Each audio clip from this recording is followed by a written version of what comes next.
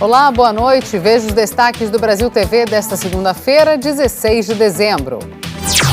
19 dos 27 vereadores de Uberlândia, em Minas, estão na cadeia. Eles são acusados de usar gráficas de fachada para desviar dinheiro público. Em São Paulo, voluntários ajudam no tratamento de cães resgatados numa rinha. 41 pessoas foram presas pelo crime. A polícia encontra uma grande quantidade de droga enterrada em fazendas do Mato Grosso do Sul, na fronteira com o Paraguai. E você vai ver também a tecnologia na preservação do meio ambiente. Índios da região amazônica são treinados para usar drones contra crimes ambientais. É agora no Brasil TV.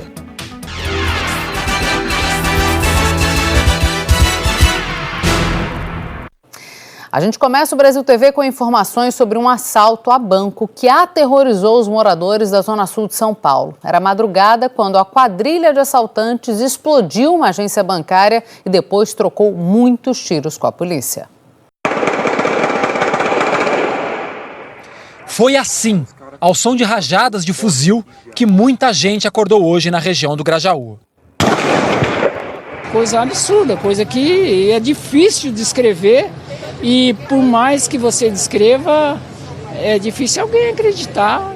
Eram 5 da manhã quando a PM recebeu o primeiro chamado. Cerca de 8 homens fortemente armados invadiram essa agência do Banco do Brasil na Avenida Belmira Marim e explodiram os caixas eletrônicos. Chegou a ter consequência aqui atrás da agência. Olha, o que a gente vê, vidro aqui no chão, e tem também, subindo um pouco a imagem, parece ser um pedaço do gesso, um pedaço do teto, que caiu com a força da explosão. A quadrilha ainda rendeu motoristas e atravessou 2 ônibus na avenida, para dificultar a chegada da polícia. Nas ruas, o corre-corre de quem mal sabia o que estava acontecendo foi grande. O negócio tá feio, olha lá, olha o carro voltando lá, olha lá. Gente, o negócio tá feio aqui. Olha lá, o carro voltando. O negócio tá, a Belmira tá a 1000, tá tudo parado, a minha família tá assustada aqui, já tá uns 10 minutos esse tiroteio. O helicóptero Águia sobrevoou a área durante boa parte da manhã e 2 suspeitos foram detidos. No meio da manhã, com o clima mais tranquilo, agentes do esquadrão antibomba fizeram uma varredura dentro da agência bancária para ver se ainda havia explosivos. Peritos do Instituto de Criminalística vieram aqui para a Avenida Belmira Marim para recolher as dezenas de cápsulas de fuzil e outros calibres que foram localizados aqui logo depois do tiroteio com a Polícia Militar. As marcas do confronto ficaram nos ônibus, na lanchonete e na casa da Dona Lu. Eu acordei pelo barulho, mas eu não saí fora, que eu tenho medo. É pela segunda vez que eu vejo esse trem aí. A violência de fato não é novidade para quem mora na região. Nos últimos anos, pelo menos 2 agências foram alvos de criminosos na Belmira Marim. Em 2015, os bandidos usaram a mesma tática, de bloquear a avenida com ônibus. Também em São Paulo, os mais de 20 cães da raça Pitbull apreendidos durante uma rinha no fim de semana estão sendo tratados em 2 clínicas. Esse caso chocou muita gente pela crueldade contra os animais. As cenas são fortíssimas. 41 pessoas foram presas, entre elas um policial militar. Pouco a pouco, os presos deixaram 77 DP em Santa Cecília, região central de São Paulo, onde passaram essa noite.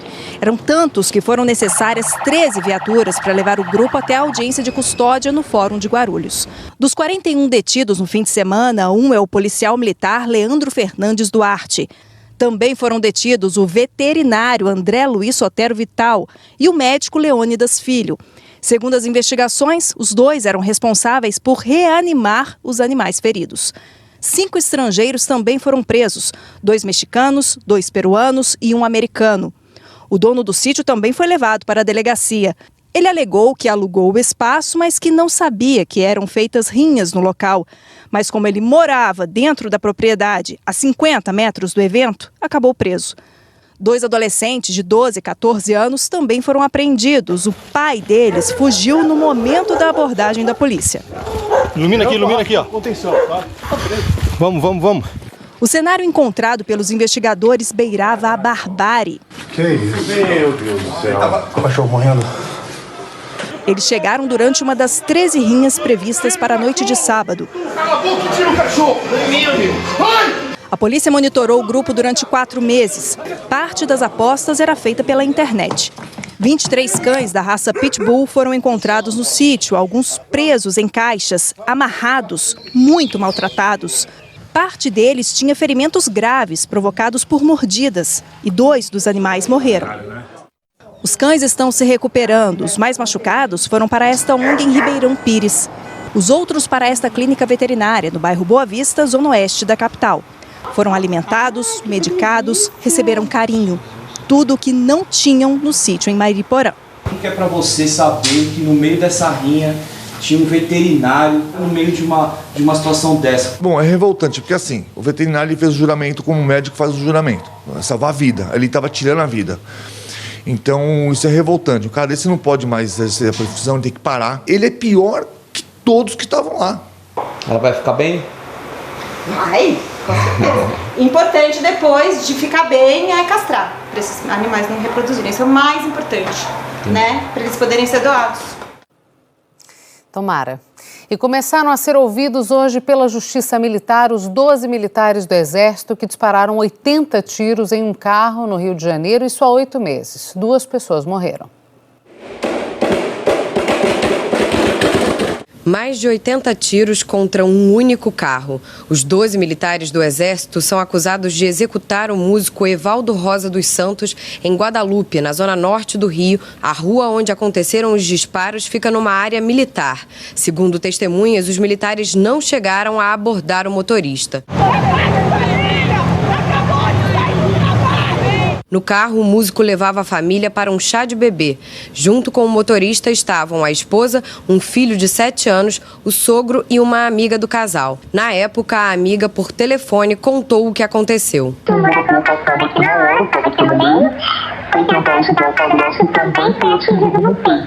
O morador atingido foi o catador Luciano Macedo, que estava a pé e foi baleado ao tentar socorrer as vítimas. Ele morreu depois de ficar internado 11 dias. O sogro do músico, Sérgio Araújo, também foi baleado, mas sobreviveu. Os militares são acusados de homicídio qualificado, tentativa de homicídio qualificada e omissão de socorro, tanto do músico Evaldo Rosa como do catador Luciano Macedo.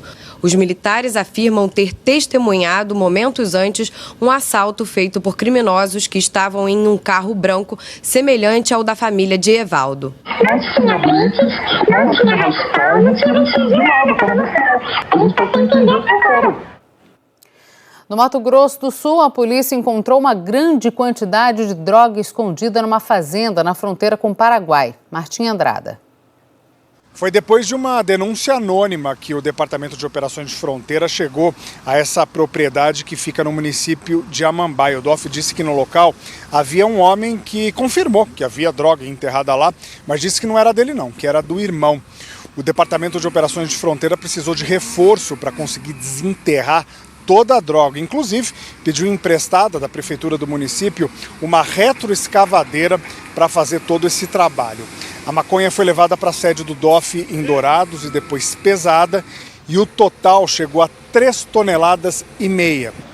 Lembrando que em 2019, aqui em Mato Grosso do Sul, todas as forças de segurança já apreenderam juntas quase 300 toneladas de maconha. Grande parte dessa droga é produzida no Paraguai e entra no Brasil, aqui pela grande faixa de fronteira seca em Mato Grosso do Sul.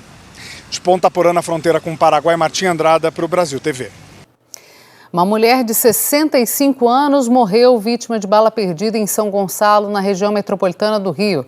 A polícia informou que recebeu a informação de que bandidos estavam assaltando na região e foram até lá. Quando chegaram, foram recebidos a tiros. Um dos disparos atingiu Maria dos Remédios Vilarinho de Jesus, que estava com um filho na rua. Ela morreu na hora. O caso é investigado pela Delegacia de Homicídios. E a gente mostra agora um escândalo em Uberlândia, no Triângulo Mineiro. Dos 27 vereadores da cidade, 19 foram presos hoje e um ainda não foi encontrado. Eles estão sendo investigados por uso indevido da verba indenizatória. Foram cumpridos 40 mandados de prisão, 20 a vereadores, 6 deles fazem parte da mesa diretora. A gente lembra que 3 vereadores já tinham sido presos anteriormente, 2 cumprindo regime domiciliar e 1 cumprindo regime fechado. As investigações começaram depois que o Ministério Público descobriu que 3 vereadores de Uberlândia desviaram dinheiro da verba indenizatória dos gabinetes para contratar uma gráfica. O dono da gráfica confirmou aos promotores que emitiu notas por serviços que não foram prestados. Foi o ponto de partida para investigar toda a Câmara. Segundo informações dadas pelo Ministério Público Estadual, é de que foram feitos 16 milhões de impressões. 739 mil cartões de visitas também foram feitos. A gente conversou com alguns dos advogados destes presos e eles disseram que vão se pronunciar assim que tiverem mais informações sobre o caso. Uma vereadora negou ter participado do esquema e os outros não atenderam a nossas ligações. Arcênio Correia para o Brasil TV. Bom, a defesa do presidente da Câmara, Hélio Ferraz, e de outros 3 vereadores informou que está se inteirando do caso para só depois se manifestar. Uma vereadora negou as acusações e a gente ainda não conseguiu contato com os demais. No próximo bloco, quem passar trote no Distrito Federal vai ser multado. Esse ano foram 50 mil ligações falsas só para o SAMU. Em instantes.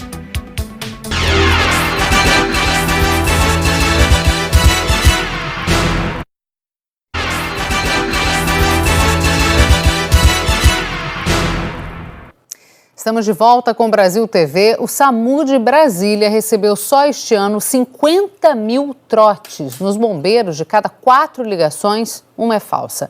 Essas chamadas que sobrecarregam serviços de emergência agora vão ser punidas. O socorro é acionado, segue para o atendimento, mas não é nada. São os trotes que mobilizam toda uma estrutura. O SAMU do Distrito Federal recebeu 50 mil ligações falsas esse ano, 6% do total. Bombeiros, de cada 4 chamadas, uma é trote, como essa. Aqui está tendo um incêndio na minha lanchonete, você tem que vir aqui agora, tá tendo incêndio, cara. Vem aqui logo. Como é que é o nome da sua lanchonete?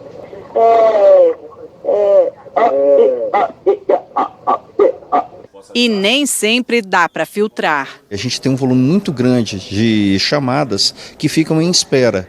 E na nossa profissão, 5 segundos pode significar vida ou morte. As secretarias de Segurança e de Saúde do Distrito Federal constataram desperdício de dinheiro e atraso em atendimentos realmente urgentes. Por isso a lei era tão esperada. As ligações que são feitas para centrais de emergência são todas gravadas e os números dos telefones ficam registrados. A multa para quem passar o trote vai para o dono da linha telefônica e pode chegar até R$3 mil. Quem não pagar vai ser acionado na justiça e o dinheiro é para a melhoria dos atendimentos de emergência, segundo a nova lei. O 190 da PM é o que mais recebe pedido de socorro.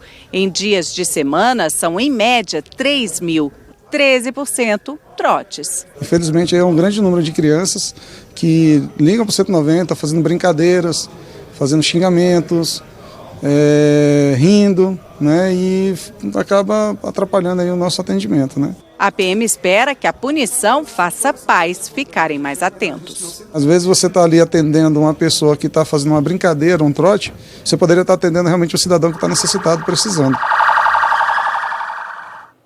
Atenção aos pais em casa. 13 regiões da Amazônia ganharam um aliado na preservação das florestas. São drones que vão monitorar a área para evitar crimes ambientais. Os indígenas que vivem na região foram treinados por uma ONG de ambientalistas para aprender a lidar com essa nova tecnologia. O passeio de barco pelo rio traz hoje um elemento surpresa. É a primeira vez que lideranças comunitárias, governamentais e indígenas de Rondônia, Acre, Amazonas e Pará utilizam este drone para monitorar a floresta.